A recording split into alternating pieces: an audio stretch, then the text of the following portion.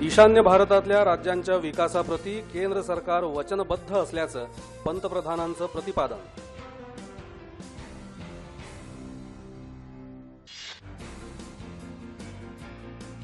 जम्मू काश्मीरमध्ये घुसखोरीचा प्रयत्न अयशस्वी, 6 दहशतवाद्यांना कंठस्नान, 1 जवान शहीद.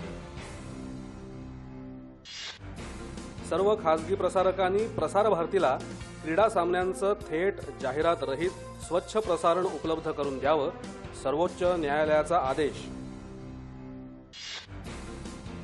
साखरेच्या किमतीला आळा घालण्यासाठी राज्य सरकारकडून घाऊक विक्रेत्यांसाठी 5000 क्विंटल तर किरकोळ विक्रेत्यांसाठी 500 क्विंटल साठ्याची मर्यादा.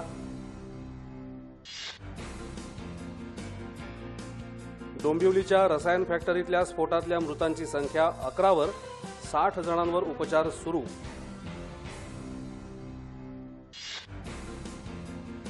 बेहिशोबी मालमत्ता प्रकरणी अटकेत असलेले राष्ट्रवादी काँग्रेसचे नेते छगन भुजबळ यांची प्रकृती स्थिर, वैद्यकीय पथकानं दिली माहिती.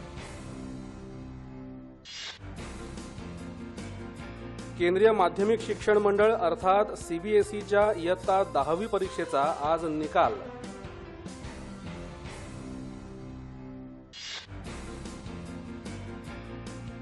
शिक्षक पात्रता परीक्षेच्या पेपर क्रमांक 1 ची फेरपरीक्षा येत्या 7 जूनला.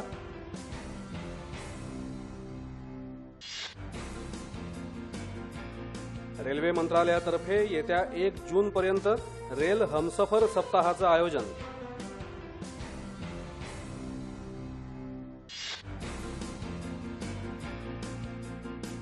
निवडणुकीत आपला पराभव करणं अशक्य झाल्यामुळेच आपल्यावर दोषारोप होत आहेत, महसूल मंत्री एकनाथ खडसे.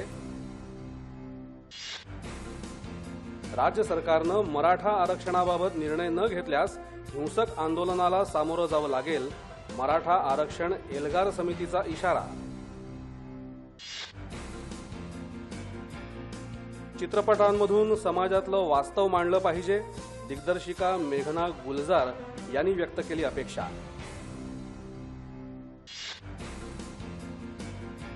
मुंबईत मध्य रेल्वे मार्गावर आज रात्री 12:15 ते उद्या सकाळी 6:15 वाजेपर्यंत ट्रॅफिक ब्लॉक.